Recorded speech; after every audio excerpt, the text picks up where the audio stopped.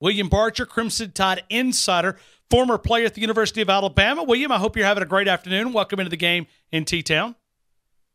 Hey, Ryan, I appreciate it. I could have used a little bit more than 5 seconds of Guns N' Roses Paradise City there, though. Well, I keep looking up at this clock, and I'm trying to squeeze as much time out of the content as I possibly can. But that song does kind of get you fired up a little bit. Oh, yeah, it does. Love me some Guns N' Roses. All right, so here we go. Biggest takeaway so far, 13 practices in. What's your number one takeaway so far?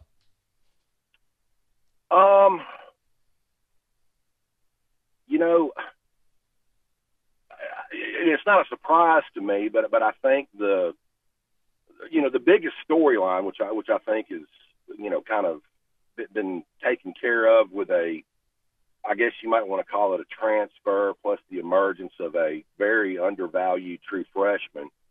But how Alabama's been able to kind of maybe avoid a depth issue at inside linebacker with the emergence of Jalen Moody and the transfer of Cahill. So when you look at when you look at the depth at that position, do you feel like these guys can be superstars that you mentioned there? I mean, you feel like that Cahill can be that next guy that can be a all-star player for the Crimson Tide? Yeah, I do. I mean, I think he was a guy that, really wasn't on Alabama's radar early on during the recruiting process, but he came to camp and really hit it out of the park. He was the guy that they chased all the way to signing day. I think Moody's a guy that, Pete Golding brought to the table, after being hired late in the process. And, when you look at it on paper, the fan base wasn't really that excited about it because he wasn't very highly recruited. You don't see Alabama fans get real excited about stealing a player from Arkansas, but the guy's legit. I mean, he's Sean Dion Hamilton 2.0, and I think he's going to be a very valuable member of the team going forward. William, what have you heard about these defensive backs and maybe where they feel that this unit is as a group? Well, Ryan, what's, kind of perplexing to me is, a guy that seemed to have control of the star position back there and had an absolutely great scrimmage on Saturday with 3 interceptions. And then, in the media viewing period last night, Patrick Surtain was taking first-team reps over Shy Carter. I think that's an interesting development. I know that's the place that they thought, just like Minkah Fitzpatrick, they thought that was the best chance for early playing time this season for Patrick Surtain. But, you don't typically see that kind of roster movement until after the second scrimmage, which isn't going to take place until tomorrow. I think that and, the cross training and the current depth chart with the first team offensive line is probably, the 2 biggest stories so far in fall camp. Let me ask you, Matt Womack, the injury news came down earlier this afternoon that he had broke his foot again. How much of an impact do you think that will make on the offensive line? Well, it kind of makes Nick Saban look clairvoyant, that he was, cross-training Jedrick Wills over there and Alex Leatherwood, despite struggling in the spring, has held on to that first-team job up to this point. I was a little bit confused as, why Womack wasn't getting more first-team reps. You don't typically see, a guy lose his job via an injury. But, I think it's something that's you can tell between Nick Saban and Brent Key. They're looking to, down the road to the future. If something were to happen to Jonah Williams, obviously Alex Leatherwood will go back to left tackle and Jedrick Wills now with the absence of Matt Womack for probably 2 months will have to play right tackle. So, you're seeing a lot of cross training there. This is the deepest I've ever seen the offensive line, Ryan, in the last 25 to 30 years. I mean, it's crazy. We're asking a lot of different questions because William Barger, Crimson Tide insider, former player at the University of Alabama.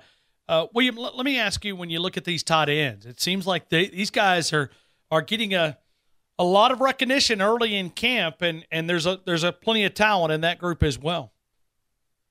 Oh yeah, there is. I mean, you've got the old man of the bunch and Hell Hinches that's kind of battle tested. You've got in my mind, an elite athlete in Irv Smith that's been lurking around there. Kedrick James is starting to emerge. Had a nice scrimmage Saturday. You still got Major Tennyson and a guy that I think that's more of a hybrid player. He's more of an H-back than an inline tight end that's back, totally healthy now, Miller Forstall. Got a lot of guys there that are very talented. William, when you look at across the side of the football on the defense, other than, I know we talked about defensive backs, but I'm just curious, is there a unit that you're looking at that you're questioning going into this second scrimmage, somewhere that you would like to get some answers? No, there's really not. I mean, I think still the ticking point there is, what could possibly happen if there's a season-ending injury to either Dylan Moses or Mack Wilson, the inside linebacker. I still think that's the tipping point for this defense. I mean, they're so talented and so deep, in my opinion, on the front seven. You've got some unproven guys, but very talented guys on the back end. But I think as long as this defense doesn't suffer an injury to either Dylan Moses or Mack Wilson, it's going to be one of the most talented units in college football. Nick Saban also was asked about the alpha dog on that side of the football. I think that obvious, easy answer is Mack Wilson. Do you feel like that he is grasping that responsibility, and do you think he can be that potentially guy where he could just be the alpha dog on that side of the ball? Well, in my opinion, the alpha dog on that side of the ball is the guy that nobody ever wants to talk about. It's Anthony Jennings. For some reasons why we can't talk about on the radio. But, Mack Wilson, I think, this is the thing, Ryan, that I think separates Alabama from the rest of the programs in college football.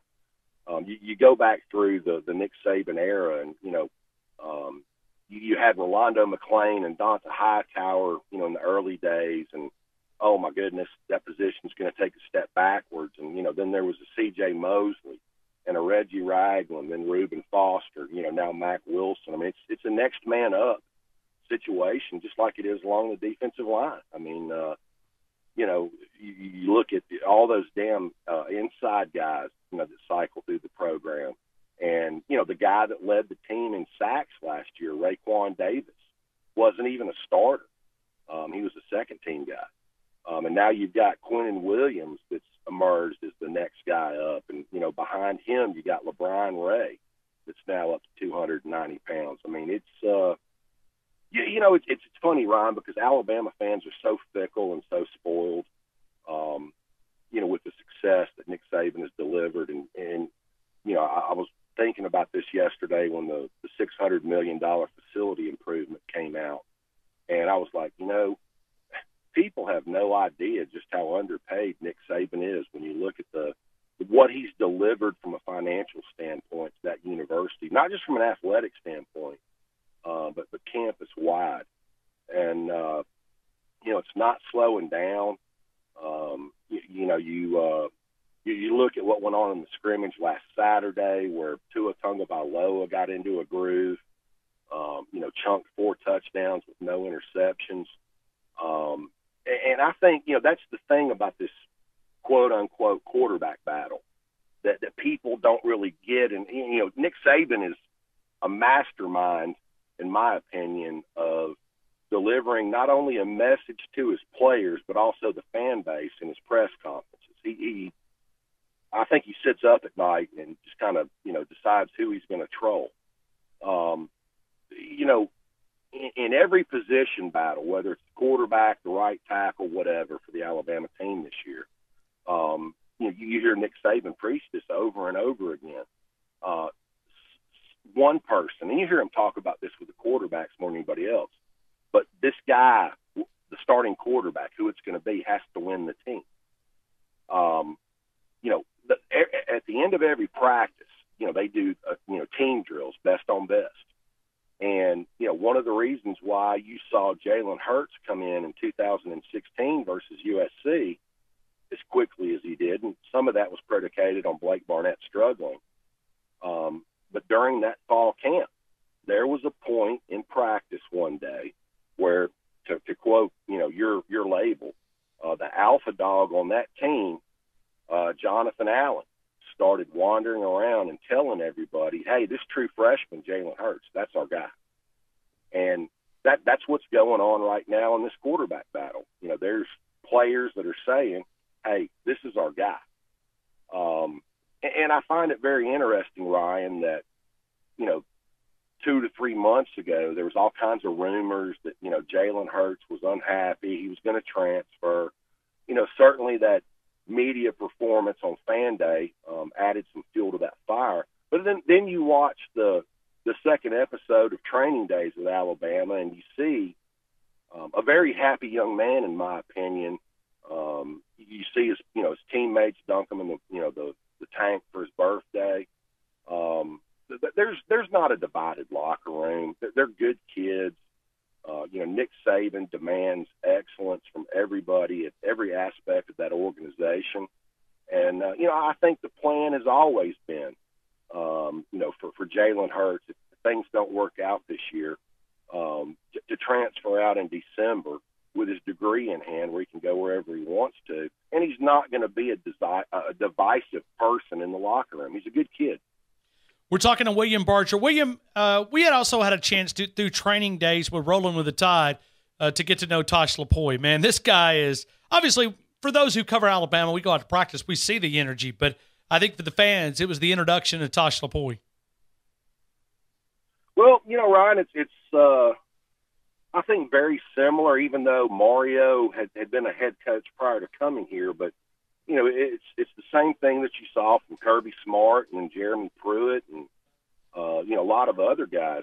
This is an elite recruiter that can relate to any ethnic background, any socioeconomic background. The guy can recruit like nobody's ever seen. He's getting his first chance to be a defensive coordinator. But you're looking at somebody that's probably T-minus 24 months from being a head coach at some level. Now, will he jump at a job like Lane Kiffin did at a lesser institution? Will he be patient and maybe take the Jeremy Pruitt, Kirby Smart route and wait on a big job? I can't answer that question, but he is head coaching material within the next 24 months. Mark that down. Crimson Tide insider William Barger, former Alabama player. William, thank you again for being a part of our show. We're sorry that Urban Meyer borrowed a couple of minutes of your time. Yeah, I'm glad we didn't have to talk about that. Thanks, William. I appreciate you, man. Talk to you soon, Ryan.